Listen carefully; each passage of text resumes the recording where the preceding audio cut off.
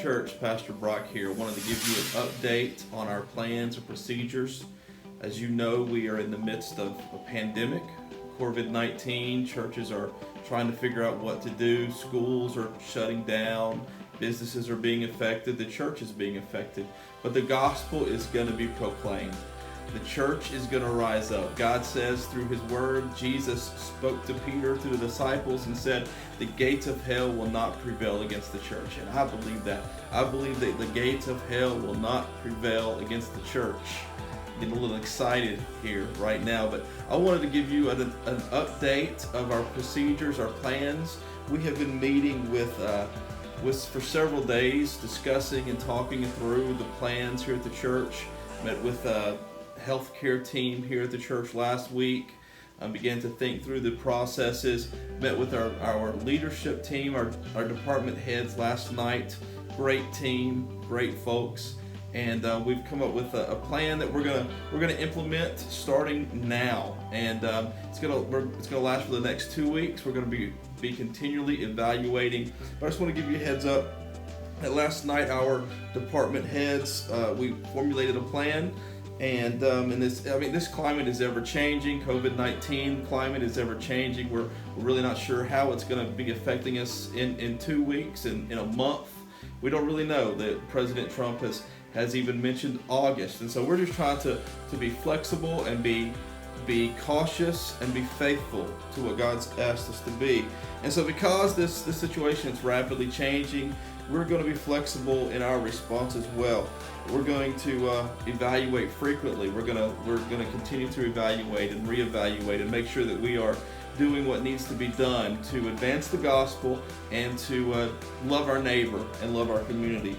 So our initial response, just so you know, is designed to follow the guidelines that were issued by the White House yesterday, while at the same time encouraging connection, encouraging discipleship, and encouraging giving over the next few weeks. That means that right now we're not going to gather for the next 2 weeks corporately. Now during this time, I want you to hear me. Just because we're not gathering doesn't mean we're not connecting. We're going to be intentional about connecting. And we've got a plan in place that we're going to push out the next few days, and you'll be hearing more about that. But I want to give you a little outline of it right now. So our connection we're going to be creating a CLC Facebook group. We already have a page, but we're going to create a Facebook group so that we're able to better interact with one another, connect with one another, share needs, share prayer requests, encourage one another through that Facebook group. Our ministries also are going to be creating and sharing content to encourage their departments. We're going to encourage the use of shared YouVersion Bible study. So there'll be links posted on our Facebook group to encourage you to do a Bible study with somebody or to share with somebody. And that'll help foster community and connection and connectivity during the next few weeks. We will be live streaming our worship service this Sunday. We'll be live streaming preaching. We'll be live streaming some Bible teaching. We'll be live streaming some prayer time. So keep all that in mind over the next few days. We'll also be intentional about connecting with each other. So connect with each other. Make a phone call, social media, text, shoot an email, write a letter, get a pigeon, whatever you need to do. But let's stay connected and let's be intentional about that, because I believe that God is going to use this season, these next few weeks, however long it is. I believe God's going to use this to encourage community in a way that maybe hasn't been encouraged before. And I also think he's gonna do some shifting and some sifting and some shaking and some things that maybe we have too high of a priority. He's just gonna let those things fall so that what needs to be prioritized in the church, in the body, connection, the word, loving one another. So those things that last, faith, hope, and love, the greatest of these is love. And those things that last, God wants us to be reminded of during this season. So I believe there's some shaking, some sifting, some rearranging that God is doing, because God is going to use this. God doesn't waste any season. God doesn't waste any season. And so even this season right now of uncertainty, of COVID-19 and uncertainties and fears and anxieties, God's not afraid. God's not scared. God's not shaking. God's on the throne. God has everything in control. and God is going to use this to build His church. I believe that 100%. So connection is a key. Discipleship. We also want to make sure that you understand discipleship. So again, we'll be live streaming our worship, live streaming our preaching, live streaming some Bible teaching, live streaming some prayer time. And so we're also going to encourage you guys to use this app. It's called New City Catechism.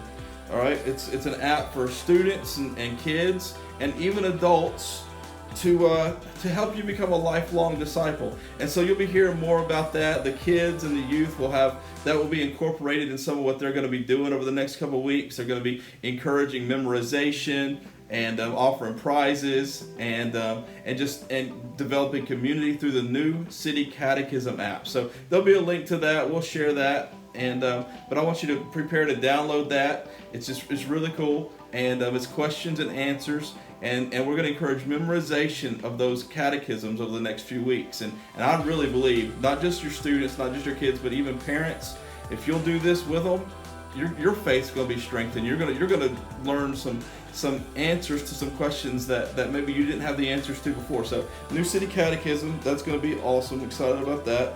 We're going to utilize, like I mentioned, shared YouVersion Bible study plans to encourage connection over Scripture. And so those links will be available, and invite whoever you'd like to join in one of those plans. We're not doing small group, but we're doing these plans together. And so if you've done one of these YouVersion plans before, our men's group, that's how we did our small group, is we did these common plans, and then we come together and talk. So what we'll be doing is we'll be doing these common plans and then sharing on the app, and even sharing on our Facebook, and you share as well what God has spoken to you on that. And then our kids and student ministries as well will be sharing teaching and content for their areas of ministry. So be on the lookout for Pastor Wesley and shooting out some videos and some lessons for the kids and for our boys and girls, and look for Pastor Jared to be doing some teaching and inviting young people to join him. I think he's going to be using Instagram for that, and doing Instagram live on that, so you'll be able to join in and participate. Your teenagers will be able to join in and participate on that and have connection. And he's got some ideas as planned as well. It's going to be cool. You're going to enjoy that. Giving. I just want to remind you, church, that giving is vital. Giving to the church is vital. And so we need you during this time where we're not gathering corporately. We need you to continue to give online. Now, a large portion of our church already gives online, but I just want to remind you that you can give online. If you go to our website, clcmobile.church, you can give online there. If you have the Planning Center app for the Church Center app, you can give through that. You can also text to give. All those ways to give are going to be outlined on the Facebook group page, so you'll learn more about how to do that. I just want to give you that encouragement this afternoon that we need you to continue to be faithful in the stewardship of your financing and the giving of your finances, paying your tithes and offerings. It's just because we're not gathering doesn't mean we don't need your continued support, because one day we will be gathered again together. And we want to be prepared and ready for that. And don't forget about Project Next as well, as we seek God in what He is doing in our building and in our location. So pray about that fervently. All right, so we're going to be continuing to adapt, continuing to evaluate, continuing to adjust. One thing that we must do during this time is look for ways to love our neighbor during this pandemic. Look for ways to be the hands and the feet of Jesus. Look for ways to love others during this time. Look for ways, here we go. Look for ways to promote faith and not fear. Look for ways to promote peace and not panic. Look for ways to promote calm and not chaos. Why? Why do we do that? Because Jesus is on the throne. King Jesus is still on the throne. And so let's be a people of hope. Let's be a people who offer hope. Let's be a people who show the hope of God to those who are confused and searching and full of doubt and full of questions and full of fear.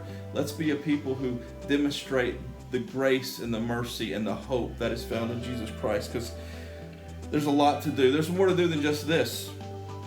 And so I want to encourage you to look for ways to serve the community. Look for ways to love your neighbor.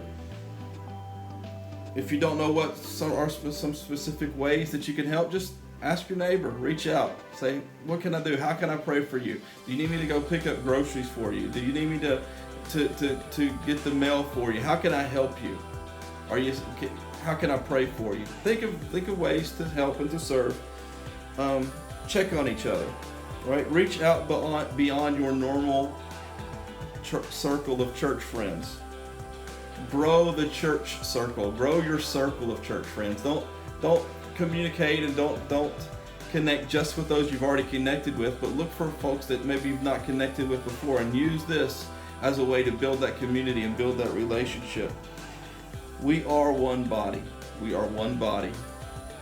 So we just got to love one another. Let's love one another. Jesus said that the world will know we are his people, we are his followers, we're his disciples. The world will know that we are Christians if we have love one for another.